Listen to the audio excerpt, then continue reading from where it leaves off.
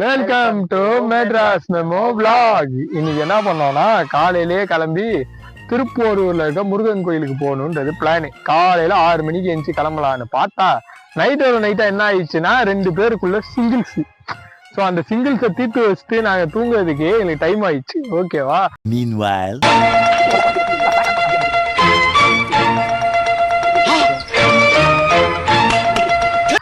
Vary right night இதுதான் பிரச்சனைன்னு பார்த்தா கேமராமேன் இருக்கிறான்ல, அவன் அந்த பூனை கிட்ட போயிட்டு நைட்டு அது பதறி போய் அதுவே பாவம் நைட்டு தூக்கத்துல தெளிவில் இல்லாம அதுவே சுத்திட்டு இருக்கு. இவர் அதை பார்த்து பதறி எந்திரிச்சு எங்களையும் எழுப்பி விட்டு நாங்கெல்லாம் தூங்குறதுக்கே 3 மணி ஆச்சு. 3 மணிக்கு தூங்கி காலைல மறுபடியும் 8 மணிக்கு எந்திரிச்சு கிளம்பி கோயிலுக்கு 6 மணிக்கு கிளம்பணும்னு நினைச்ச கோயிலுக்கு 11 மணிக்கு கிளம்பி வந்திருக்கோம்.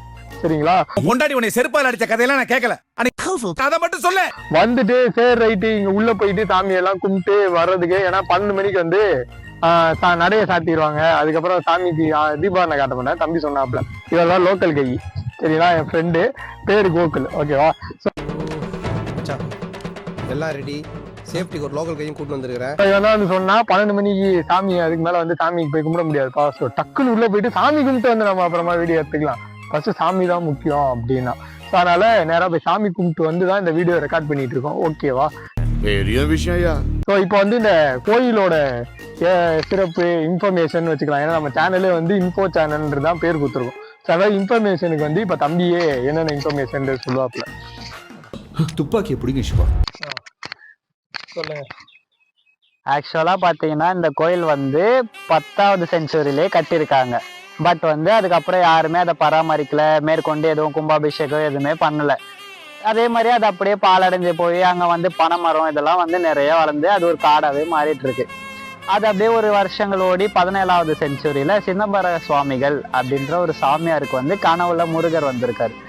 வந்து அவரு சொல்லியிருக்காரு, இந்த மாதிரி நான் இந்த திருப்போரூர்ல இருக்கேன், நீ வந்து என்னை எடுத்து வச்சு கும்பிடு அப்படின்னு சொல்லியிருக்காரு. ஸோ வந்து அவர் என்ன பண்ணியிருக்காரு, வந்து அங்க மரமா இருக்கு எல்லாத்துலயும் தேடி பார்க்கும் போது ஒரு மரத்தடியில சிலை ஒண்ணு இருந்திருக்கு. பட் அந்த சிலை வந்து ஃபேஸ் வந்து லிங்கம் மாதிரி இருக்கும். பட் வேலு அதெல்லாம் வச்சு முருகர் மாதிரியே இருப்பாரு. ஸோ மெயினா வந்து இதுதான் இந்த கோயிலோட வரலாறு. சரி, வேற என்ன கதை இருக்கு இந்த கோயிலை பத்தி? வேற என்ன சொல்லணும்னா, இந்த 3 இடம் சொல்லுவாங்க: திருச்செந்தூர், திருப்பரங்குன்றம், திருப்போரூர். இப்போ வந்து தாரகாசுரன் ஒரு அரக்கனை வந்து திருச்செந்தூர்ல கடல்ல வச்சு அழிச்சாரு, நம்ம எல்லாருக்குமே தெரியும்.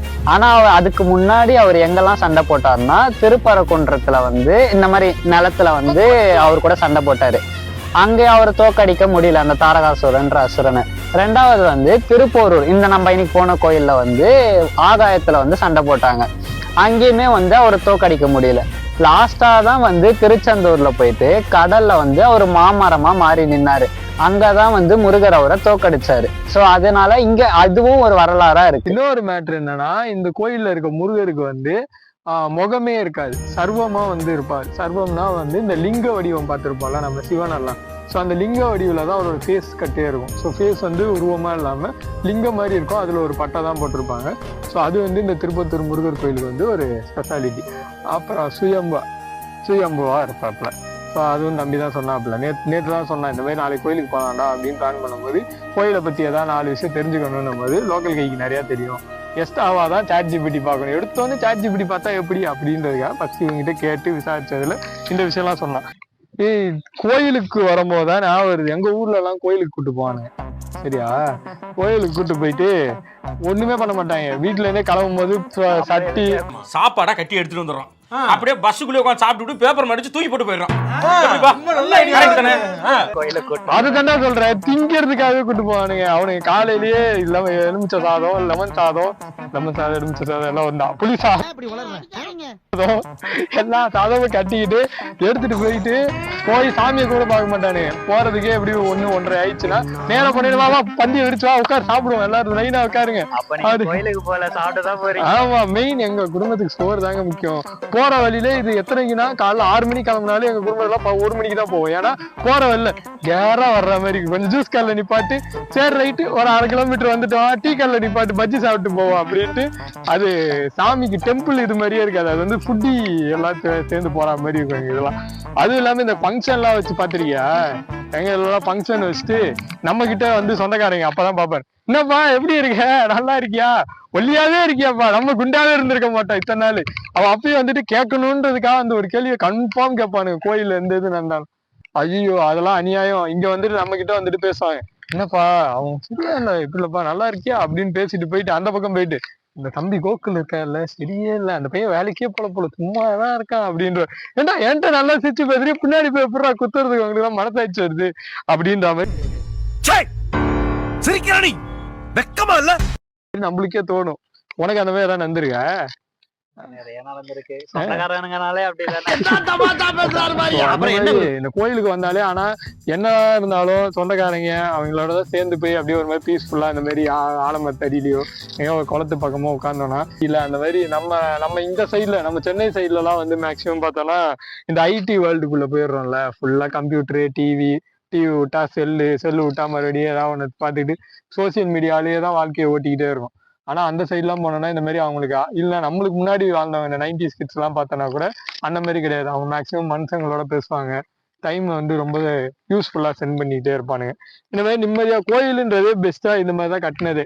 பேசிக்கா எது கட்டினாங்கன்னா நம்மளுக்கு இருக்க டிப்ரெஷன்லாம் யார்ட்டையும் போய் எல்லா டைம்லயும் குழம்பிட்டு இருக்க முடியாது. ஸோ இந்த மாதிரி எனக்கு பிரச்சனை, நம்மளுக்கு எவனோ ஒருத்த இப்போ எனக்கு இவங்க க்ளோஸ் ஃப்ரெண்ட்னா இவனுக்கு கால் வச்சு நான் எல்லா டைமும் புலம்ப முடியாது. இவனுக்கு ஏதாவது ஒரு வேலை இருக்கும், வேலையை பார்த்து போயிடும். ஸோ அந்த மாதிரி டைம்ல எடுக்க மாட்டேன்.